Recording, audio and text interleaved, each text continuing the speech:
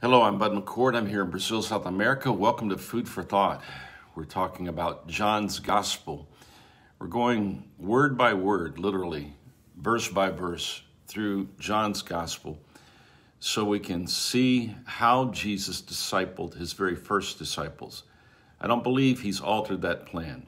I think he disciples every disciple by a process that allows every disciple to see Jesus, hear Jesus, be loved by Jesus so that they can learn to love Jesus in return so they can then live Jesus. I really believe that it all comes back down to seeing, hearing, loving, and living Jesus, this thing that we call discipleship. We're now in John chapter 6, one of the most beautiful chapters in this book. I think I say that about every chapter, but kind of when I get there, I get so excited about what's in the chapter that I often get the wrong words to describe it. A wonderful chapter in John's Gospel. Remember that he, in the last chapter, chapter 5, was dealing with the religious authorities. And now he's going to be dealing with his own disciples. He's going to teach them some very important lessons. And he's going to be dealing with the population that surrounds him, all of the people that are coming around him for different reasons or motivations. Let's read John chapter 6, and we'll follow Jesus as he goes across the Sea of Galilee, and he does one of his most famous miracles. After these things, Jesus went over to the Sea of Galilee, which is the Sea of Tiberias. Then a great multitude followed him because they saw his signs which he performed on those who were diseased. And Jesus went up on the mountain, and there he sat with his disciples. Now the Passover, a feast of the Jews, was near. Then Jesus lifted up his eyes, and seeing a great multitude coming toward him, he said to Philip, "Where shall we buy bread that these may eat?" But this he said to test him, for he himself knew what he would do. Philip answered him, 200 denarii worth of bread is not sufficient for them, that every one of them may have a little. One of his disciples, Andrew, Simon Peter's brother, said to him, "There's a lad here who has 5 barley loaves and 2 small fish. But what are they among so many?" Then Jesus said, "Make the people sit down." Now there was much grass in that place, so the men sat down, in number about 5,000. And Jesus took the loaves, and when he had given thanks, he distributed them to the disciples, and the disciples to those sitting down, and likewise of the fish as much as they wanted. So when they were filled, he said to his disciples, "Gather up the fragments that remain, so that nothing is lost." Therefore they gathered them up and filled 12 baskets with the fragments of the 5 barley loaves, which were left over by those who had eaten. Then those men, when they had seen the sign that Jesus did, said, "This is truly the prophet who has come into the world." What's going on here? Is this some sort of a show that Jesus is using to impress his disciples? No, it's a test of a fundamental question that every disciple has to answer eventually. And the question is Jesus enough? Is Jesus enough? One of the greatest difficulties in true discipleship is for all of us, and this includes me and you and every person you've ever met who's a disciple, is when we have to live Jesus in the context that surrounds us, in the circumstances that God has permitted, the circumstances in which we live that God has permitted. If we watch how this situation is unfolding, this great gathering of 5,000 men, and that would mean there were more people there than just 5,000 people, men and women, there were far more people, then we see that Jesus' actions, his cures, his teachings, his miraculous things that he said and did had created a normal reaction in an interested, curious population of people. So there's a sense in which everything that's happening goes back to what Jesus has already done. And since the disciples have been eyewitnesses and participants of everything that Jesus has done, they're beginning to get an idea on a very deep level of what Jesus' actual capabilities are. And so they're watching all of this. And so he takes them apart, away from the crowd, and he begins to question them about where they're going to get food. And really, he forms the question from what they're already thinking. Some of them are already thinking about where they're going to get enough food for themselves. Some of them are already thinking about, what are we going to do with all these people? Some of them are thinking to themselves, we need to get away from this crowd. This could be dangerous.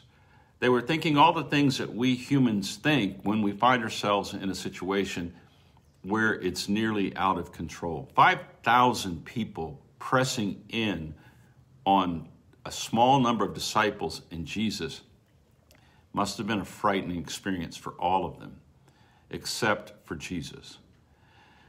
So he asked these questions, and it comes down to a little boy who brought some loaves and fishes. And this is the story we've all heard if we ever went to Sunday school and we went to church services. And as far back as I go, you watched it on flannel graph, and now you can do it on YouTube.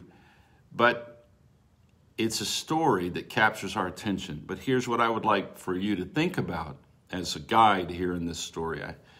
Here is what I believe that Jesus does in the life of every disciple. He orchestrates our circumstances to educate our faith. Now, I really like this statement. It's not original with me. It came from Oswald Chambers out of his wonderful daily devotional, My Utmost for His Highest. If you don't have a copy of the Oswald Chambers devotional, My Utmost for His Highest, there's even an app that you can get for free called My Utmost for His Highest. I've read that devotional now since the 1970s, and I read it almost every day. And he said this: God orchestrates our circumstances to educate our faith. I believe that's what Jesus is doing here. I don't believe any of this is accidental. I don't think any of it has caught Jesus off guard. And I think that Jesus' starting point in every situation he was in is that because of his connection to the Father and because he is the Word that was with God and is God, every single thing that is happening to Jesus so that he can manifest grace and truth. If you just hold on to those things, he was full of grace and truth. He's manifesting grace and truth. Well, the grace that he's manifesting is to care for the crowd that has come because of him. Jesus knows that he can attract as many people to himself as there are people in the world. Jesus can do the things to attract human beings to himself anytime he wants to. And he permitted this and allowed this to surround his disciples so that he could test at least one of the disciples, but I really think he was testing all of the disciples. And what he was teaching them or raising was this question: am I enough? He's saying to them, when you see me, do you see the bread of life? When you see me, do you see the food for human hungers? He's creating a context where the disciples are going to have to delve into what they really think Jesus is capable of. Is he enough? Down through the history of Christianity, this idea that we believers lose faith in the sufficiency of Christ. We underestimate Jesus and begin to behave as if he is not enough.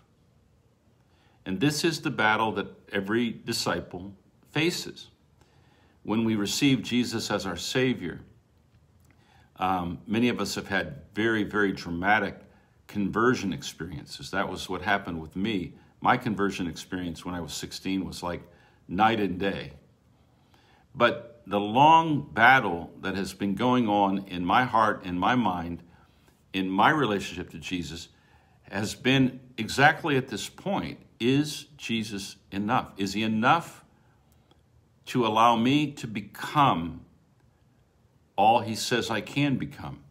Is he enough to take care of the needs of my family in my circumstances? Is he enough for me to navigate my circumstances here in Brazil on a daily basis, or your circumstances in the Middle East, or your circumstances in Europe, or your circumstances in the United States? Is he enough for you to be alone in the middle of the crowds that surround you? Is he enough when someone who should love you stops loving you? Is he enough when your own body is failing? Is he enough? This is perhaps the central question. I think it's a question that we have to put in a very, very clear way. When I say, is he enough? That forces us to ask the question, enough for what? What's the purpose? Is he enough?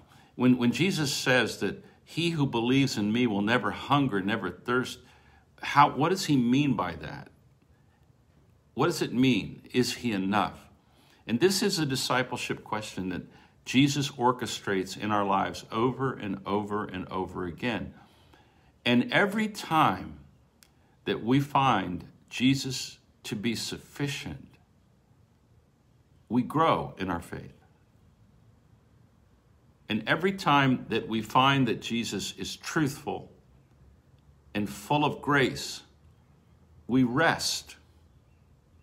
The world that surrounds us doesn't get better, but our faith grows. And our faith is receptivity. Faith is the ability to rest in the presence of God revealed to us in Christ and say, I will do your will. I believe that you will provide the things I need for me to love the people that I need to love. And so the fundamental question for disciples, since there's two things that God really wants from us. He wants us to love him with all of our heart, soul, mind, and strength, with all of our being. He wants us to give ourselves into this relationship with him. And then he wants us to love our neighbor as ourselves. Now the question is Jesus in us and for us enough to allow those two realities to exist continuously? Loving God with all of our heart, soul, mind, and strength, and loving our neighbor as ourselves. Let's assume that that is the purpose of our existence. That is a summation of all of the law and the prophets. And let's assume that those are the two things that Jesus has come to enable us to do, to love the Father with all of our heart, soul, mind, and strength, and love our neighbor as we love ourselves. So the feeding of the 5,000 is an act of loving the neighbors.